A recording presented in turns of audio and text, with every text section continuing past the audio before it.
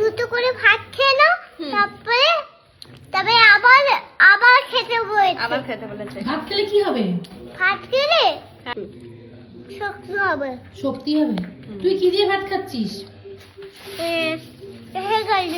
রসগোল্লার ভাত। রসগোল্লা দিয়ে ভাত খাচ্ছিস? ঠিক আছে, খেয়ে নে। খেতে খেতে কথা বলতে নেই। হ্যাঁ, খেতে খেতে এখন কথা বলতে নেই। খেতে খেতে কথা বলতে নেই। খেতে খেতে কথা বললে কি হবে?